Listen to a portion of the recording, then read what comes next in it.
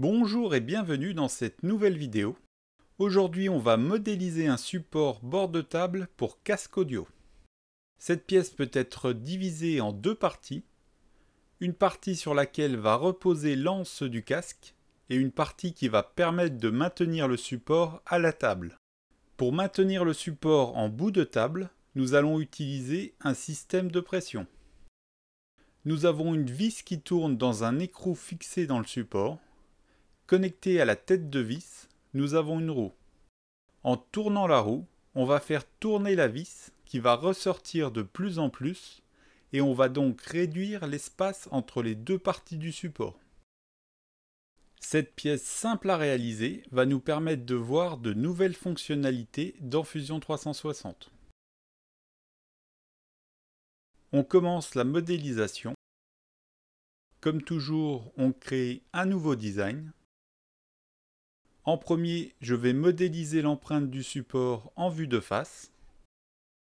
Pour avoir ces dimensions, j'utilise une feuille de papier et avec un stylo, je suis le contour de l'intérieur de l'arceau du casque.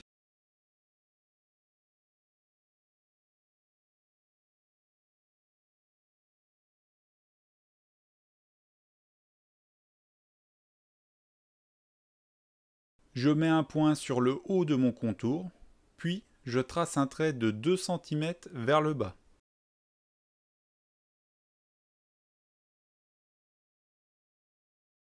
Je trace un second segment perpendiculaire et en bas du premier.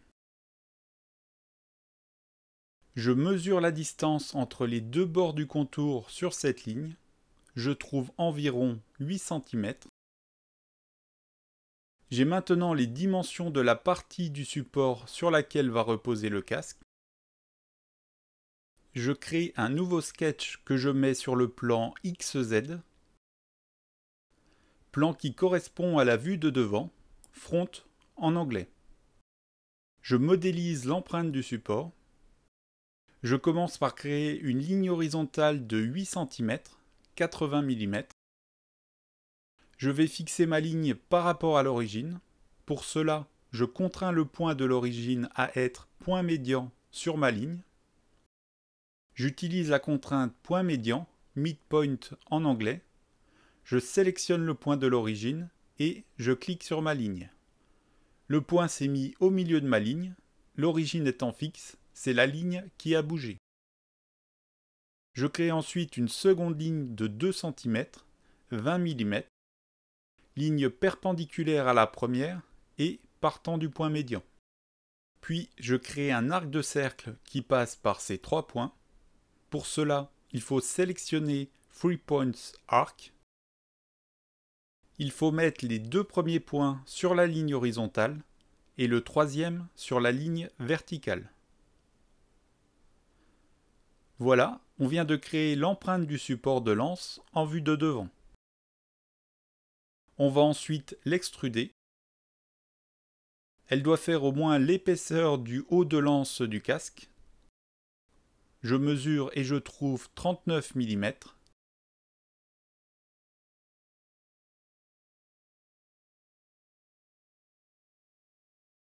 J'ajoute un peu de marge, je mets 45 mm. Ensuite, je modélise la partie qui va être sur la table. Pour cela, je vais modifier le premier sketch. J'ajoute en dessous un rectangle de 7 mm de haut et je contrains les deux points de la ligne du haut du rectangle à être coïncidents avec la ligne de mon support d'anse. Je quitte le sketch, on se retrouve dans la vue 3D.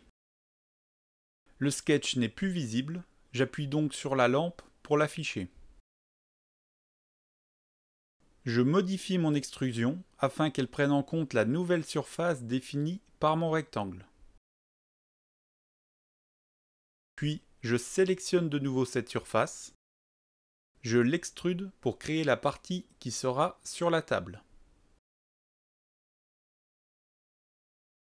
Dans l'outil d'extrusion, je sélectionne dans Start, From Object, depuis l'objet. et je sélectionne la surface de l'objet à partir de laquelle je souhaite qu'il extrude. Je sélectionne donc le dos du support de l'anse. J'extrude ensuite de 35 mm. Cela correspond à la surface qui sera sur la table.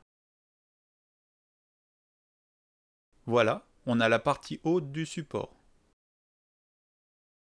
On va continuer en modélisant la partie qui va faire la butée et la liaison entre le haut et le bas du support. Je crée un nouveau sketch que je place sous le haut du support. Je sais que la partie du support qui accueille l'anse doit être au-dessus du sol afin de laisser la place au bas du casque. Je vais donc créer une ligne qui représente la butée qui va empêcher le support pour l'anse d'aller sur la table. Cette ligne doit être à 35 mm du bord du support.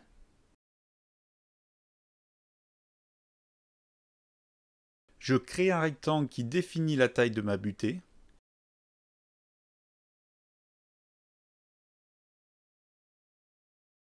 Je mets 20 mm.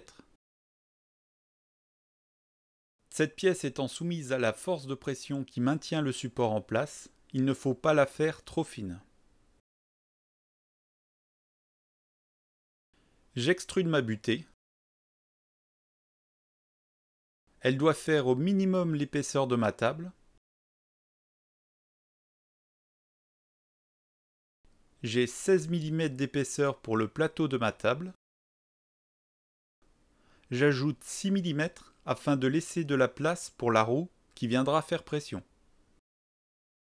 Ensuite, je modélise la partie qui va aller en dessous de la table. Pour cela, je crée un sketch que je mets sur le côté droit du support, right en anglais.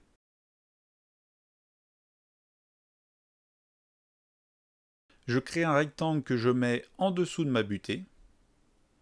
Je souhaite que la partie qui va sous la table ait la même largeur que la partie du haut. Pour cela, je les relie avec une ligne de construction contrainte verticalement. Je souhaite également qu'elle ait la même épaisseur. J'utilise donc une contrainte d'égalité. J'extrude ensuite cette partie en utilisant Extend to Object et en sélectionnant la surface de l'autre côté. On a donc fini de modéliser les volumes du support. Il nous reste à modéliser la roue qui va faire pression pour maintenir le support en place et à faire les trous pour la vis et l'écrou. Avant, je vais modéliser le plateau de ma table afin d'avoir une référence pour la roue de pression. Je réédite le sketch précédent. Je fais un rectangle qui représente mon plateau en vue de côté. Je le mets en dessous du haut du support et collé à la butée. La hauteur du rectangle correspond à l'épaisseur de ma table, c'est toujours 16 mm. Pour la longueur, je vais mettre 200 mm.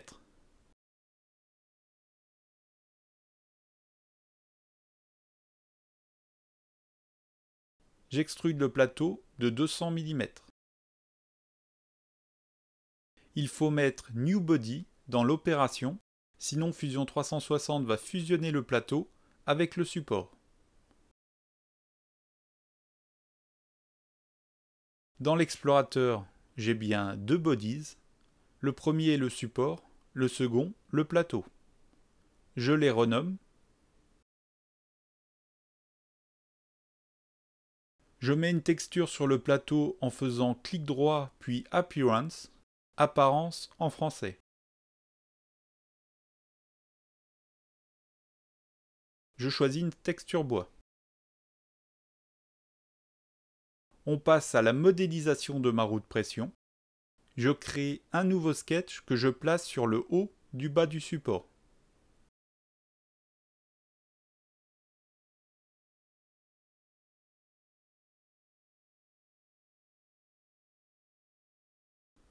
Je crée un cercle de 40 mm. Je le place à 10 mm du bord et je le centre.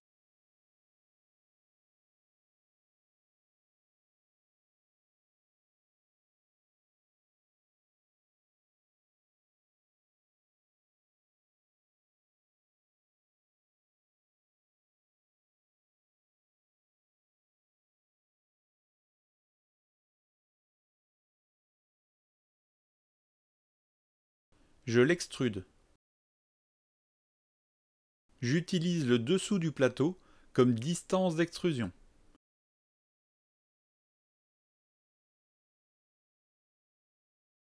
J'ajoute un offset de 1 mm pour laisser de la marge lorsqu'on va insérer le support dans le plateau. Je n'oublie pas de dire à Fusion 360 que je souhaite créer un nouveau body, un nouveau corps de pièce.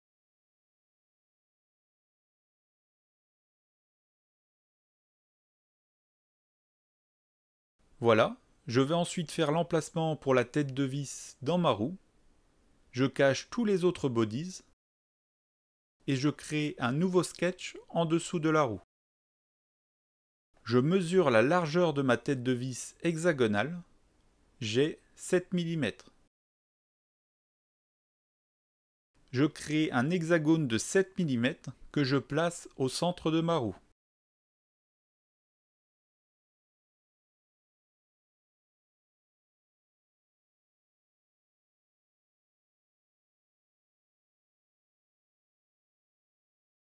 Je contrains une ligne de l'hexagone à être verticale.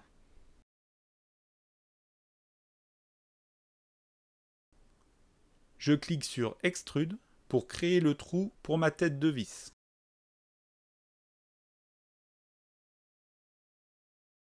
La tête de vis fait 2,7 mm.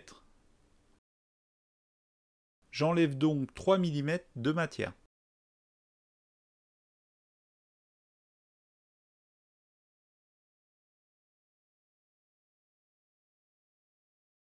Je réédite le sketch pour créer le trou qui va laisser passer la vis dans le bas du support. Ma vis fait 4 mm de diamètre. Je vais donc faire un trou de 4,5 mm afin d'avoir un peu de marge.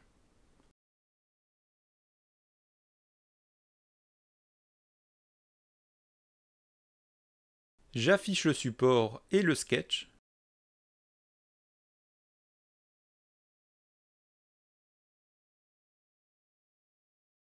Puis j'extrude pour créer le trou.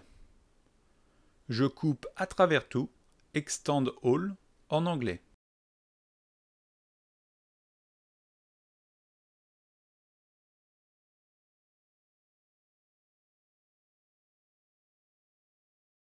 Il nous reste à faire l'emplacement pour l'écrou dans le bas du support. Je réédite le sketch.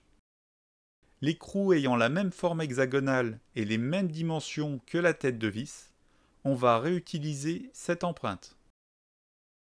J'ajoute juste un rectangle qui correspond à la matière à enlever pour pouvoir insérer l'écrou dans le support.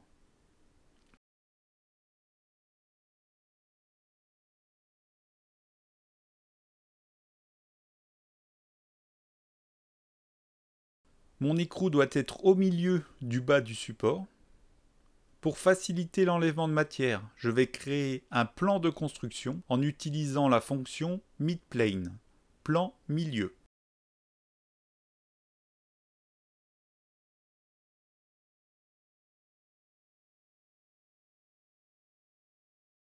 Je sélectionne ensuite l'empreinte de l'hexagone et du rectangle. Je n'ai pas besoin de sélectionner le cercle car le trou est déjà fait. Je clique sur Extrude. Je choisis Start from Object, démarrer de l'objet, et je sélectionne mon plan de construction. Puis je mets direction symétrique et Measurement Wall Length, la taille complète du trou. Je mesure l'épaisseur de mon écrou. J'ai 3 mm. J'ajoute une marge de 0,5 mm.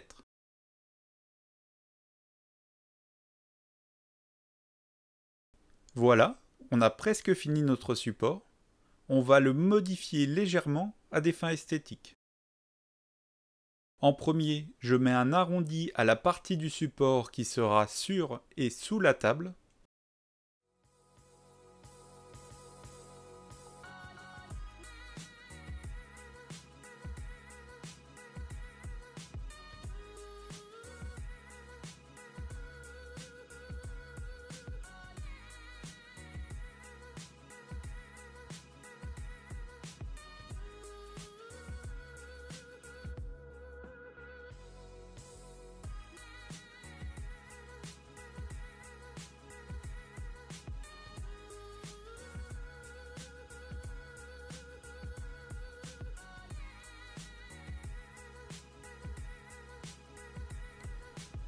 Lorsque je coupe, je fais attention à ne pas couper la roue. Pour cela, je dois uniquement sélectionner le support dans la liste des objets à couper.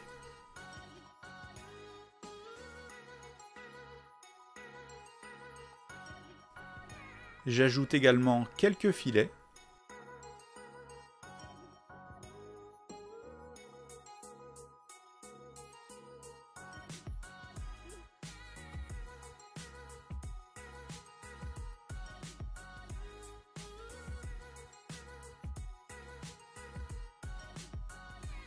Voilà, on a fini la pièce, vous n'avez plus qu'à l'imprimer.